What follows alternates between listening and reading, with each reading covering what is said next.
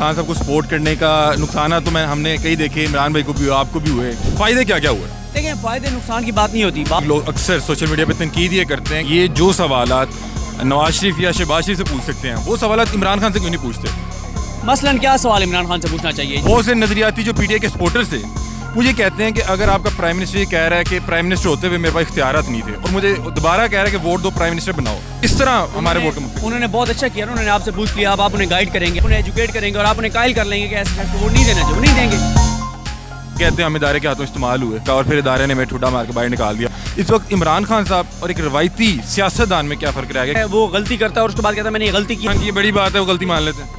उन्होंने अब वो कह रहे हैं ना कि मैंने बहुत से कॉम्प्रोमाइज़ किए जो नहीं करने चाहिए थे। ठीक है, अब अगर वो इक़्तिदार में आते हैं और फिर वो वही काम करते हैं तो बिल्कुल हम कहेंगे देखिए लगता है कि हम पहले 3.5 साल दे चुके हैं, दोबारा 5 साल दें और बाद में भी यही बात कर रहे हो खान साहब की गलती होगी और हम कहेंगे ठीक है माफ़ कर दीजिए। फिर अगर ये बात है तो जिनको 50 साल हो गए हैं पिछले, वो तो मानते ही नहीं कि गलती की। 3 बारी उनको दे चुके हैं, 3 बार पीपल्स पार्टी इक़्तिदार ले चुके हैं, 3 बार नून लीग ले चुके हैं, 3 बारी ने भी बारियां दे। लोग ये कहते हैं कि आप लोग खान साहब के नैरेटिव को इसलिए भी बड़ा खुल के सपोर्ट करते हैं कि उससे आप लोगों को फ़ायदा बड़ा हुआ। ये है कि अगर आप इन टर्म ऑफ मनी कह रहे हैं ना कि पैसे का बड़ा फ़ायदा है, तो मैं आपको अर्ज़ कर रहा हूँ कि आप शरीफ खानदान के साथ लग जाएं। जितना आपने इधर यूट्यूब पे मेहनत करके साल में कमाना है वो आपको एक ही बार शायद मिल जाए। बहुत सी ऑडियोज आ रही हैं, बहुत सी वीडियोस आएंगी, लोगों के इन चीज़ों में निजी ज़िंदगी में जाएंगे, पता नहीं कौन क्या करता होगा। मैं हूँ आपका मेज़बान अली हमजा और आप देख रहे हैं न्यू न्यूज़। नाज़रीन, इस वक्त मौजूद हैं प्रेस क्लब के बाहर। आज इलेक्शन से और हमारी खुशकिस्मती थी, हमें सदीक जान साहब मिल गए, इनसे बातचीत करते हैं। अस्सलाम वालेकुम। वालेकुम अस्सलाम। सर कैसे हैं आप? जी अल्हम्दुलिल्लाह। सर खान साहब को बड़ा खुल के सपोर्ट करते हैं, तो मुझे सबसे पहले यहाँ से स्टार्ट करें कि खान साहब को सपोर्ट करने का नुकसान तो हमने कई देखे, इमरान भाई को भी हुए, आपको भी हुए, केसेस बन जाते हैं और फिर वो जिस तरह से डिफेम किया जाता है सोशल मीडिया। फ़ायदे क्या क्या हुए? देखिए, फ़ायदे नुकसान की बात नहीं होती। बात ये होती है कि आप अगर फ़ायदे की बात करते हैं तो आप हुकूमत वक्त ने इस वक्त जितना पैसा फेंका है मार्केट में और जितना वो डिजिटल मीडिया पे पैसा खर्च कर रहे हैं तो बहुत ज़्यादा फ़ायदा उठा सकते हैं हुकूमत से। बात ये होती है कि ना आप नुकसानात को देखते हैं, बात ये होती है कि आप जिस चीज़ को ठीक समझ रहे हैं, आपके पास अगर दलील है किसी बात की तो आप उसको सपोर्ट करते हैं, और आप अगर किसी से इख्तिलाफ भी रख रहे हैं तो आपके पास दलील होनी चाहिए कि मैं अगर इख्तिलाफ रख रहा हूँ तो क्यों रख रहा हूँ। ये होता है। आपके और इमरान रियाज खान साहब के मुतालिक लोग अक्सर सोशल मीडिया पे तनकीद ये करते हैं कि यार ये जो सवालात नवाज शरीफ या शहबाज शरीफ से पूछ सकते हैं वो सवालात इमरान खान से क्यों नहीं पूछते?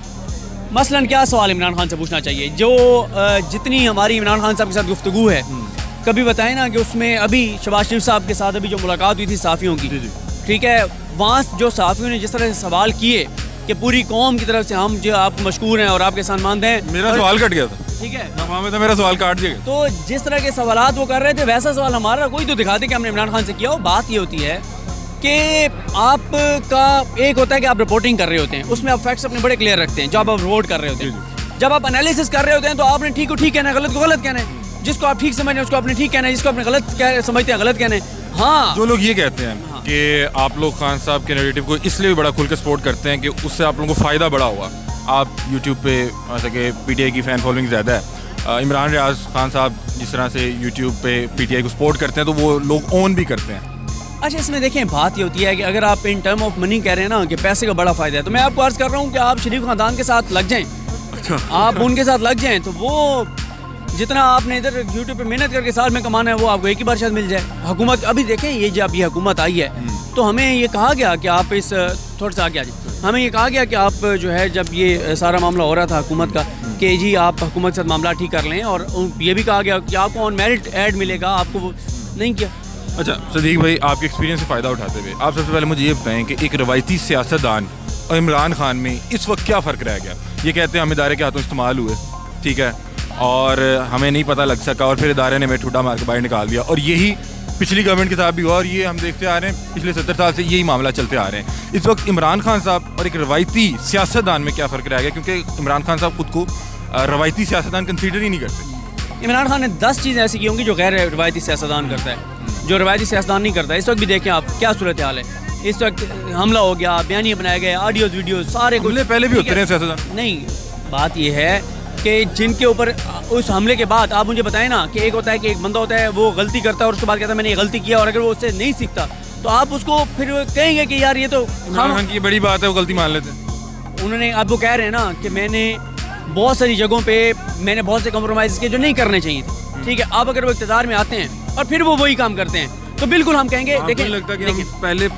3.5 سال دے چکے ہیں, دوبارہ 5 سال دیں اور بعد میں بھی یہی بات کر رہے ہو, خان صاحب کہیں غلطی ہوگی اور ہم کہیں ٹھیک ہے معاف کر دیجیے. پھر اگر یہ بات ہے تو جن کو 50 سال ہو گئے ہیں پچھلے, وہ تو مانتے ہی نہیں کہ غلطی کی ہے. ٹھیک ہے, وہی بات ہے نا, یہی تو پھر فرق ہے نا. آپ نے خود ہی جواب دے دیا کہ یہ فرق ہے ان میں اور ان میں. یہ مانتے ہیں کہ ہاں میری یہ غلطی. دوسری بات یہ ہے کہ 3 باری ان کو دے چکے ہیں, 3 بار پیپلز پارٹی اقتدار لے چکے ہیں, 3 بار نون لیگ لے چکے ہیں. 3 باری نے بھی باریاں دیں. نہیں یہ تو میں تو کہہ ہی نہیں رہا. اگر عوام ان کو 3 بار باریاں کہ 10 بار دیتی ہے یا 1 بار بھی نہیں دیتی تو یہ عوام کا فیصلہ ہے.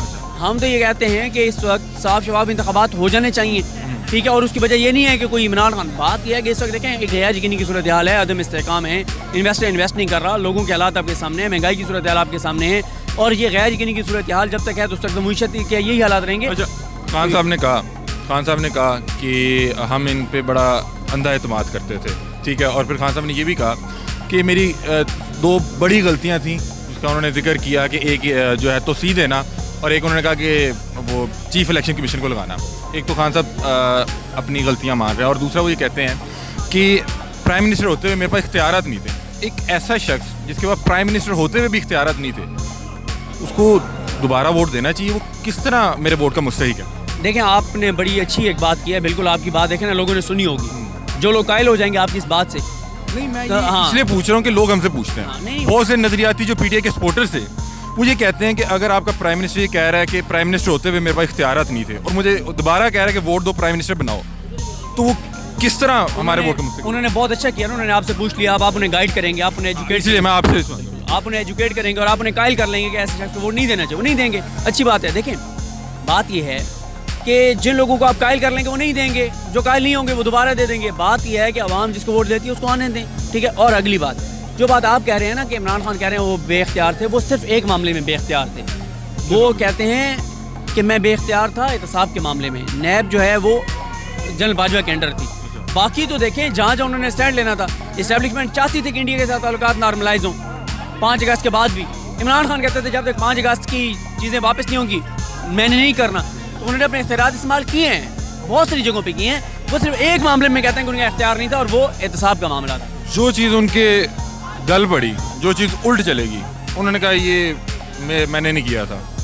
نہیں, جیسے کہ چیف الیکشن کمیشن خود لگایا ہوا تھا. نہیں, چیف الیکشن کمشنر کے بارے میں تو انہوں نے کہا نا, یہی تو بات ہے کہ ایک بندہ اوپنلی آ کے بات بتا رہا ہے کہ بھائی اپوزیشن اور ہمارے درمیان ڈیڈ لاک تھا, اسٹیبلشمنٹ اور ہم ایک پیج پر تھے, ہمیں اسٹیبلشمنٹ ہیلپ کر رہی تھی. ہر بات وہ مان رہے ہیں, کون سی بات وہ نہیں مان رہے, ٹھیک ہے. وہ کوئی یہ تو نہیں کہہ رہے, وہ کہہ رہے ہیں اسٹیبلشمنٹ حکومت کو کام کرنے میں سپورٹ کر رہی تھی. جب ہمارے اپوزیشن کے ساتھ معاملات خراب ہو گئے, معاملہ پھنس گیا, تو ہم نے ان سے پوچھا, انہوں نے ہمیں کہا کہ یار یہ بندہ اچھا ہے اس کو آپ لگا دیں, تو ہم نے اس کو لگا دیا. بعد میں پتہ چلا کہ یار.